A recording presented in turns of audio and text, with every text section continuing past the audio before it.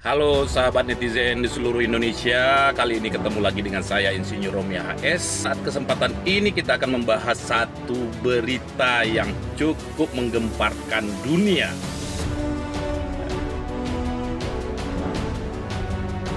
Yang pertama, kita harus kasih apresiasi dulu buat para termul-termul yang sedang bersenang ria atas tertangkapnya Roy Suryo dan kawan-kawan. Selamat.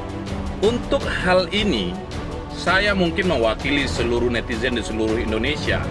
Tentu versi kita, bukan versi netizen yang selalu Anda bilang pendukung Jokowi, pendukung pemerintahan, tapi saya mewakili seluruh netizen yang benar-benar paham dengan kondisi negara. Mari kita bahas dengan rasional, tanpa memihak dengan siapapun. Saya tantang pola pikir Anda, para termul di seluruh Indonesia. Apakah dengan ditangkapnya Roy Suryo, Rismond Sianipar, Dr. Tiva, dan teman-teman lainnya, ini suatu kabar berita yang sangat menggembirakan?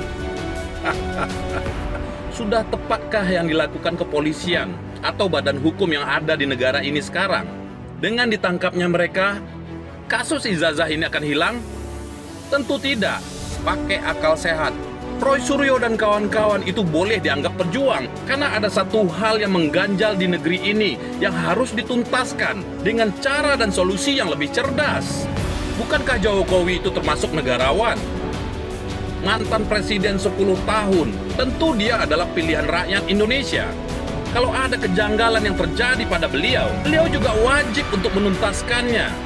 Dengan adanya kajian kedua belah pihak, tentu ini menyelesaikan masalah dengan baik, bukan untuk mempenjarakan seseorang. Pasal apa lagi yang harus dipakai? Kalau kita bicara soal ijazah, wahai para termul, masalah ijazah yang harus dituntaskan, bukan mempenjarakan seseorang. Kalau Roy Suryo dipenjarakan atas pencemaran nama baik, ini cerita klasik yang cukup membosankan bagi rakyat Indonesia. Ini bukan kali pertama. Kita lihat Gus Nur, kita lihat Bambang Tri, mereka korban awal dalam hal ijazah palsu. Apakah mereka dipenjara gara-gara memang ijazah itu asli? Jelas tidak. Dan kenapa ini harus diulang kembali kepada Roy Suryo dan teman-teman? Terus kalian para termul harus gembira gitu? Pakai otak. Kegembiraan kalian hanya memancing emosi rakyat Indonesia. Apa hebatnya Anda-Anda yang selalu tampil di televisi? Tidakkah malu dengan keadaan yang sebenarnya? Anda punya saudara, Anda punya keluarga yang selalu menonton perilaku Anda di medsos. Beda dengan termul-termul yang selalu tampil di televisi dengan muka yang tanpa ada rasa malu. Anda berkoar-koar hanya demi kepentingan. Yang kasihan termul-termul yang nggak dapat apa-apa. Publik sudah tahu siapa Anda semua. Megang jabatan di sini, megang jabatan di sana, melakukan segala cara dan merasa senang dengan tertangkapnya Roy Suryo dan kawan-kawan. Oke, kita bahas siapa Roy Suryo, Rismond Sianipar, Dr. Tiva, dan kawan-kawan. Mereka bukan orang susah. Sepatutnya yang ada bisa duduk diam di rumah. Mereka bukan pengemis jabatan. Maaf, mereka lebih jauh kastanya daripada termul. Tetapi kenapa mereka melakukan hal ini? Semua penuh dengan resiko. Kita yakin tidak ada keluarga yang mendukung untuk perjuangan mereka. Tetapi kita lebih yakin atas kebenaran yang mereka perjuangkan. Masalah ijazah palsu, mereka mengkaji dengan ilmiah. Tapi beda hal dengan para termul. Mereka akan mengatakan Roy Suryo dan kawan-kawan itu orang-orang kalah. Orang-orang yang cari panggung. Orang-orang yang cari ketenaran. Karena mereka selalu mati-matian untuk memperjuangkan orang yang mereka tuhankan selama ini. Jangan salahkan kalau netizen membilang termul ini memang tidak ada otaknya. Soal ijazah palsu, isu ini udah masuk ke ranah publik, bahkan ke ranah internasional. Apa susahnya seorang mantan presiden Jokowi menunjukkan ijazah asli tanpa harus mempertahankan idealis yang membuat semuanya lebih buyar?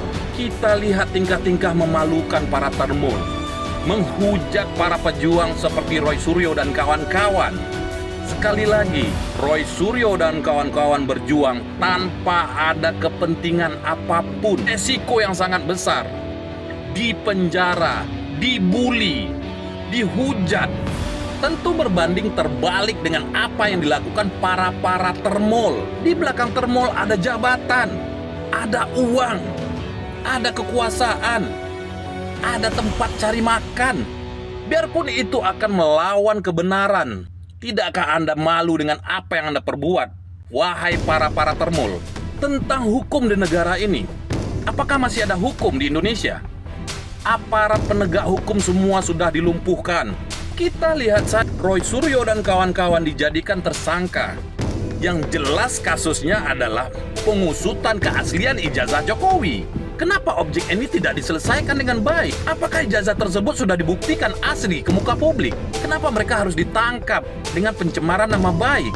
Rakyat sudah jengah dengan aturan-aturan yang dibuat sedemikian rupa oleh penegak hukum. Pertanyaannya, siapa yang mau percaya dengan hukum di Indonesia sekarang ini? Oke. Para termol di Indonesia yang selalu gagah tampil di dunia pertelevisian di Indonesia, seperti yang merasa menjadi pengacara kondang, yang selalu membawa bunga kecubung di dadanya, dengan tanpa malu muka beton, menghujat Roy Suryo dan kawan-kawan, selalu membela mati-matian penegak hukum, terutama kepolisian. Lalu ada katanya yang menjadi ketua Peradi, tampil seakan-akan paham 1000% hukum di Indonesia. Ada lagi kan katanya ketua relawan Jokowi, yang selalu tampil membosankan di pintu televisi. Ingat, Anda hanya terkesan seperti banci kaleng, tidak punya keberanian. Yang Anda bela adalah penguasa, kepolisian, tanpa resiko. Ingat, rakyat tidak bodoh. Sesuatu yang Anda lakukan tanpa resiko, itu pekerjaan banci. Pertanyaan buat Anda semua, apa komentar Anda semua tentang keputusan hakim dengan terpidananya Sylvester Matutina? Jawab. Bahkan Anda semua memperjuangkannya untuk tidak dipenjarakannya Sylvester Matutina. Dengan tanpa Anda sadari, Anda sudah meludahi hukum di Indonesia ini. Ingat para termol, ada hisab setelah kematian. Para termol selalu membahas bahwasannya ijazah itu sudah diputuskan asli, karena dengan adanya keputusan dari kepolisian dan ada pernyataan dari UGM sendiri yang melahirkan ijazah tersebut. Halo? Pertanyaannya, siapa yang percaya dengan polisi saat ini? Dan siapa yang akan percaya dengan UGM? Kalau yang ditanyakan orang-orang Ova Emilia, Pratikno, netizen tidak bodoh. Lihat mereka bergelimangan dengan posisi. Semua diatur sedemikian rupa. Masih banyak UGM-UGM lain yang bisa menyatakan mana yang benar dan mana yang salah. Kita lihat aja nanti. Begitu juga dengan kepolisian. Kita tidak pernah menyalahkan kepolisian. Mari kita renungkan sejenak tentang kepolisian. Timbulnya kata-kata partai coklat di negeri ini, itu bukan karena sebutan saja, tapi karena kepolisian itu tercium di politisi. Kita sangat prihatin dengan kondisi kepolisian sekarang ini. Kita mendukung keberadaan kepolisian, tapi yang sangat membingungkan, ada seorang Kapolri yang kita tidak tahu prestasinya di mana, tetapi bisa menjadi Kapolri seumur hidup, bahkan sampai sekarang ini. Jangan salahkan karma selalu menimpa kepolisian. Seharusnya kita belajar ada apa sebenarnya. Kenapa hukum alam selalu berlaku terhadap kepolisian sekarang ini? Itulah sebab timbulnya kata-kata partai coklat. Seharusnya kepolisian clear dari hal-hal tersebut. Kembali ke kasus ijazah. Kita tidak pernah 1000% menyalahkan Jokowi tentang ijazah. Tetapi kalau Jokowi sanggup untuk mempertontonkan dengan tanpa egois, seharusnya masalah ini sudah selesai.